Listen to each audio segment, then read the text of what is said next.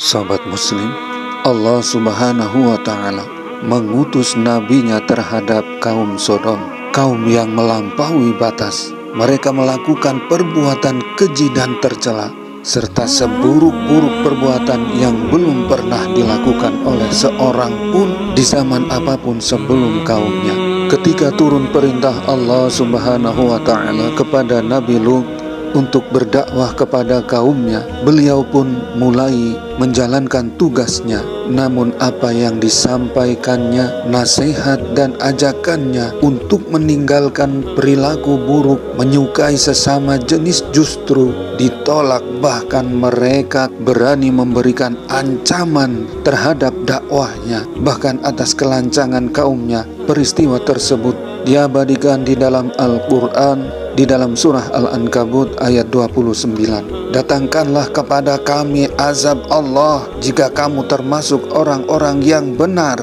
Demikianlah jawaban dan bantahan kaum Sodom kepada nabinya, Nabi Lut alaihi salam. Kemudian Allah mengutus dua malaikatnya untuk membuktikan kebenaran apa yang dirisalahkan Nabi Lut alaihi salam. Namun mereka tidak menerima kebenaran apa yang disampaikan. Mereka malah meminta para malaikat yang berubah wujud menjadi manusia justru diminta menjadi pasangan mereka.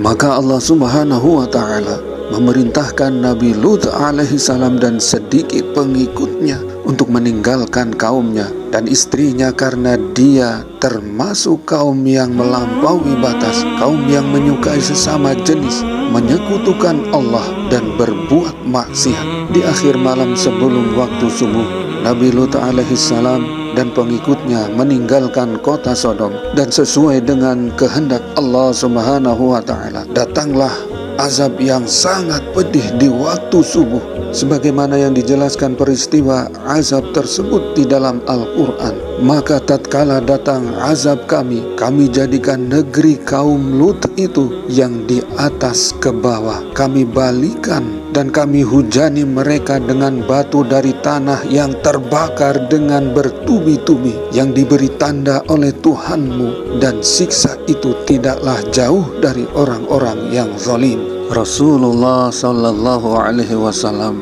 telah berwasiat untuk umatnya, sebagaimana yang telah diriwayatkan oleh Imam Muslim. Orang yang membuat suatu kebiasaan buruk dalam Islam, lalu kebiasaan buruk itu dikerjakan sesudahnya, maka ia akan menanggung seperti dosa orang yang melakukan kebiasaan buruk itu. Semoga kita senantiasa diberi petunjuk dan hidayah oleh Allah subhanahu wa ta'ala.